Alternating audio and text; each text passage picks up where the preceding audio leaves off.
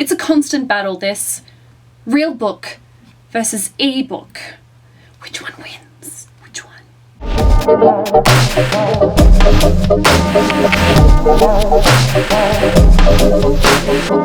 A lot of you have requested this discussion over the years, and I've always put it off, mainly because initially I didn't actually have an e-reader, and I was kind of like, no, I probably won't ever get an e-reader. But obviously things have changed because I now own a Kindle 3G keyboard.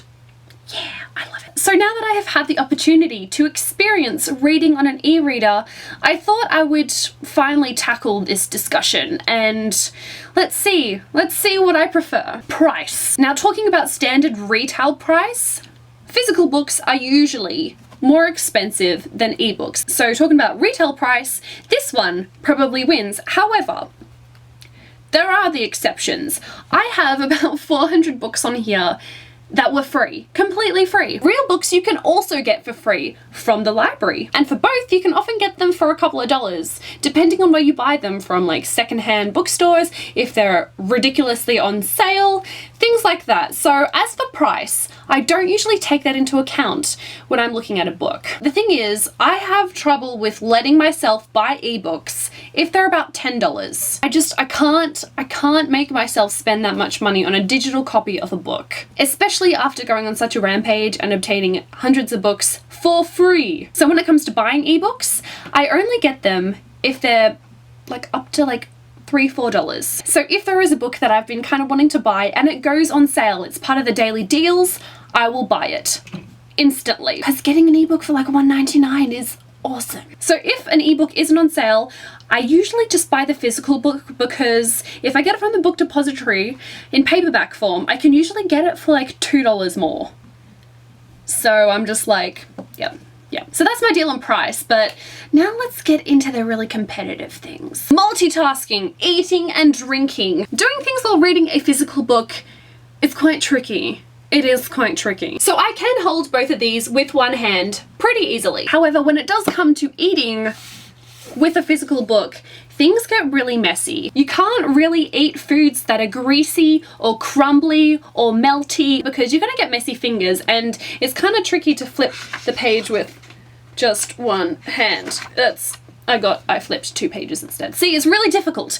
So you've got your sticky fingers and you're just gonna get it all over the book. It's not very pretty. And also talking about the crumbly bits, if you're eating and bits get in here, they wedge themselves deep into there. You know what I'm talking about? Yeah, the crumbs, they fall into here, and if you try and push your finger into it to get it out, you kind of wedge it in even more. So you know what? I could probably feast on all of the crumbs that have wedged themselves into the pages of my books. Eating, on the other hand, with this one is super easy because I can hold this with one hand, I can flip the page with one hand by just pressing the button, and then this hand can be super sticky, it can be grubby or whatever. It doesn't have to go anywhere near this. So for eating, the Kindle wins. When it comes to drinking and being around water, both of these aren't fabulous, but I think the e-readers probably got it a little worse because technology and water do not mix well. Whilst you can kind of ruin the beautiful uniformity of all those pages with spilled drinks, you know how it goes all wavy and just like warped and stuff like that, it's not going to ruin the book. You can still read it just fine. So I'm saying if you drop both of these in a puddle, you could probably still go with this one. You know what I'm saying? You know what I'm saying. So for the water, the book wins. Moving on to convenience, how easy is it to read and also carry around both of these? Here is a 450 page book. Here I have 450 books. And look at that, my 450 books are smaller and a lot thinner. Carrying around all of these books is super easy. It doesn't affect the weight of the Kindle at all. If I tried to carry 450 physical books, that's probably close to my entire book collection. It's not gonna happen. I'd need a truck. And so for that, the ebook wins. How about whilst we are reading? Reading this is pretty simple. Pretty simple, but after a while you probably notice that your arms start to get sore, so you have to kind of reposition yourself. I often like lie down with my book, so I have my book kind of propped up like this, so I can read this page fine, but reading this bit is a little awkward. I have to kind of just like leave it and kind of struggle through it, or I have to move my head, or I have to hold the book up like this. And again, one of my arms are gonna get sore. Whilst for the most part I can hold it with one hand, sometimes you do need two, especially when it comes to the flipping of the pages. The Kindle, on the other hand, pretty lightweight. I can read it sideways with no problems at all. I can literally prop it up against something and I can have both hands free. So I'm gonna have to say again, the ebook. Much more convenient than the real book. But what about accessibility? On one hand, we have the ebook. All it takes is a click of a button and it instantly is sent to my Kindle and I can read it right then and there. This, on the other hand, is a little more tricky. If I'm already at a bookshop, then that's perfectly fine. But if I'm sitting at home, I'm wanting a book, it's either I have to go out to the bookshop and find that book, see if it's even available in the local bookshop, and if not, I'll probably have to search around at a few different bookstores. Or my other option is to go and order it online. Now, depending on where I order it from, it can take between 2 days and 2 weeks to get to me. So if I'm in a rush, that's not gonna work. The ebook wins again. However, the actual shopping experience, and with this I'm referring to bookstores and when I don't necessarily have a particular book in mind. So you go into the bookstore, just the atmosphere as well, bonus point in itself, but the ability to browse is much, much easier. You have shelves and shelves of books at your fingertips right then and there. You can look at all of these books at once. Usually with ebooks, it's a little more tricky unless you have a page full of books, but even still, you'd have to go to the next page, then the next page, then the next page.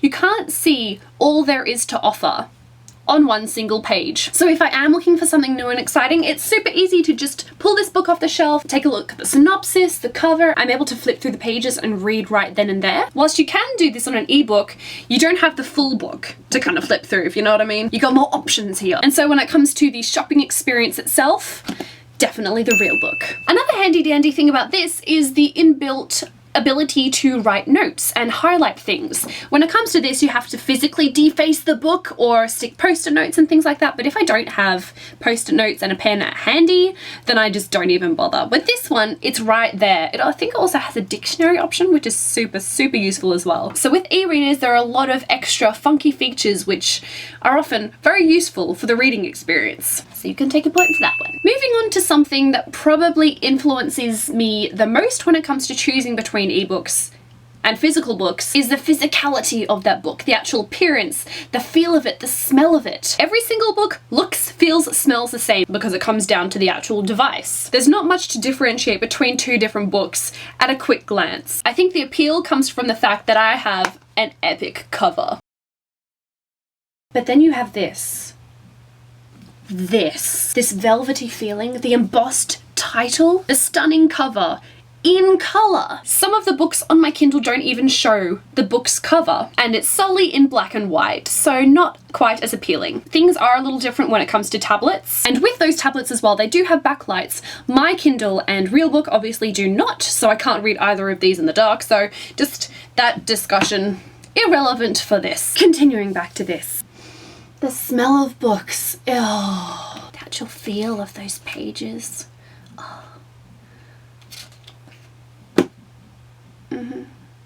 They're just so much softer and absolutely beautiful. Seeing a shelf full of books brings me so much joy. I love it, I love it, I love it, I love it. For looks, the real book definitely wins. By far. So if I had tallied all of the points, I think the Kindle would have won. But even still, I probably enjoy reading physical books more.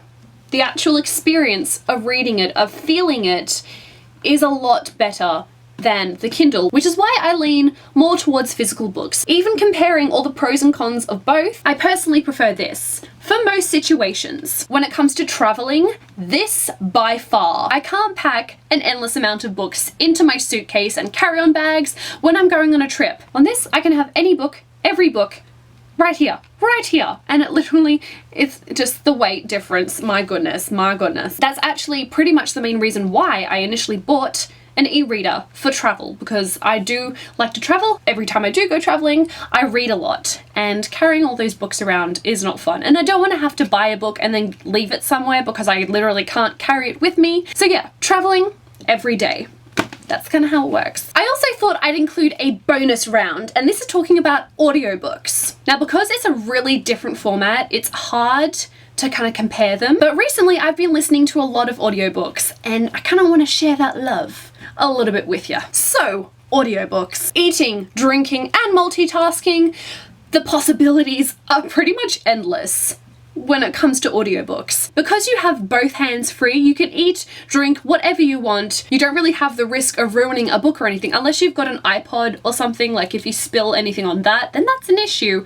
But I tend to listen to my audiobooks in the car, commuting to and from uni, because it takes like 45 minutes to an hour to get there. So I'm able to listen to about 3 to 4 chapters of an audiobook whilst driving. I also like to listen to audiobooks when I'm cleaning. With audiobooks, I can kind of just listen to it, get into a rhythm, and get my shit done. Now with audiobooks as well, this can be separated into physical audiobooks or digital audiobooks, kind of like the physical and ebook, you know? So this can affect the convenience of it, because you can obviously store a lot of digital copies of ebooks on your computer, on your phone, things like that, whereas carrying around actual audiobooks is a little more tricky. Now, what about the price? Audiobooks can be quite expensive. Now, because of this, I actually borrow all of my audiobooks from my library. I'm able to download the files and listen to it on my iTunes and thus on my phone. And my library also recently got Overdrive, and I know that that's a big thing as well. So there's that option, you can get them for free. One of the other ways that I've been able to listen to an audiobook was through Audible. Last year for the Booktubeathon, one of the challenges was to listen to an audiobook. So I signed up for a trial of Audible, and they give you 1 free audiobook to listen to. And I chose Aristotle and Dante Discover the Secrets of the Universe, and I enjoyed it so much. It was like the best audiobook to pick. It was just fantastic. And the full version of Audible is a subscription service, and if you do buy and listen to a lot of audiobooks, it's probably going to be cheaper to use that. Quick plug time, if you were interested in trying out Audible, you can use my affiliate link down below to register for a free trial. You'll get a free audiobook to listen to. So if you haven't listened to many audiobooks and you kind of want to, then I'd suggest maybe giving that a try and seeing if you like it. So I think that about wraps it up for this video. I hope you guys enjoyed it, and I'd love to hear your thoughts about ebooks, physical books, and audiobooks. Which do you prefer out of them? What's your preference? What do you like the most? I will never stop loving the physical book, no matter what. No matter what. Because the funny thing is, if I get a book on my Kindle for really cheap, I read it and I enjoy it, I will most likely go and pick up a physical copy of that book. So I think that says something. You know, I do prefer having the physical book in my hands. So yeah, that's it. I will talk to you guys down in the comment section below, and I will see you tomorrow. Bye!